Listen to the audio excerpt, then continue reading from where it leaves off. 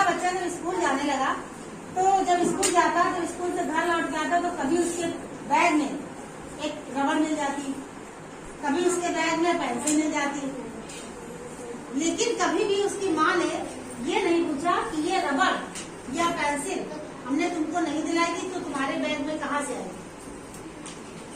छोटे बच्चों को तो घर में जो दिलाया जाएगा वही तो होगा कि बात।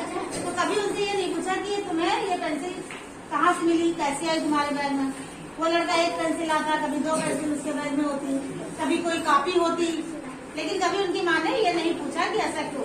तो घर में क्या होता, धीरे धीरे जब वो बच्चा 4वीं-5वीं में आ गया तो कभी घर में जैसे रुपए रखे होते, 2 रुपए 5 रुपए कहीं पर भी कागज के नीचे रख दिए जाते हैं कि टूटे रखे, जरूरत पड़ेगी तो निकाल लेंगे, तो वो रुपए ना में है।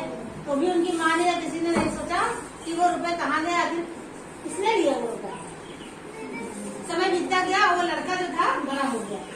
अब बड़ा हो गया लड़का तो वो क्या करने लगा, लोगों की जेबें काटता था, कहीं किसी की कोई चीज चुरा लेता घर में जाके, और फिर वो सोना चांदी भी चुराने लगा, रुपए, यानी कि वो एक तरीके से बन गया चोर।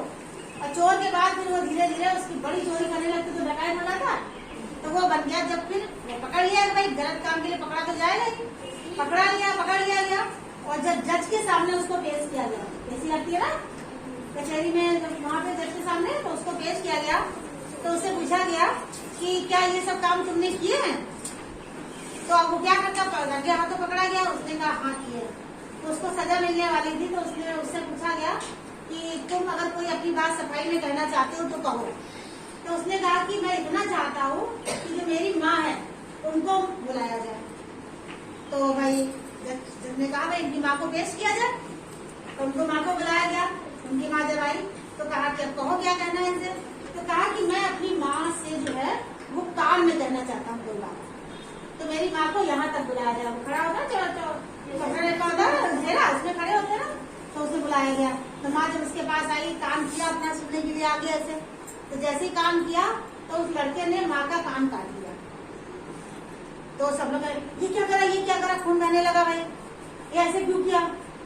तो उसने कहा कि मैंने अपनी माँ का इसलिए कान काटा है कि अगर मेरी माँ ने शुरू से अगर मेरे बैग में एक पेंसिल या एक रबड़ आई थी जो मैंने किसी से चुराई ही होगी, तभी तो आई, जब माँ बाप ने खरीदी नहीं तो कहाँ से आई। तो अगर मना कर दिया होता और डांटा होता कि ये तुम्हारे पास रबड़ कहाँ से आई, हमने तो दिलाई नहीं, पेंसिल कहाँ से, हमने तो दिलाई नहीं, तो मेरी छोटी सी जो गलती थी, भाई छोटे बच्चे चोरी किससे नहीं, अच्छी लगी तो रख लिया, वो चुराने चोर वाली भावना उनमें नहीं आती, अच्छी लगी तो रख लिया। नर्सरी केजी का या कक्षा 1 का बच्चा चोर वाली बात थोड़ी ना होगी, उनको अच्छी लगी उन्होंने रख लिया। लेकिन अगर उनकी माँ ने पहले ये टोका होता, ये कहा होता कि ये पेंसिल तुम्हारे पास कहाँ से आई, ये रबड़ तुम्हारे पास कहाँ से आई, किसी की भी रबड़ या पेंसिल या कोई भी चीज उठाई नहीं जाती, अपने पास नहीं लाई जाती है, ये गलत काम है, ऐसा काम मत करना कभी। तो मैं आज इतना बड़ा चोर या डकैत नहीं बनता, इसीलिए मैंने अपनी माँ का कान काटा, यानी कि उसे एहसास दिलाया कि ऐसा काम हमें शुरू से ही टोक देते है ना।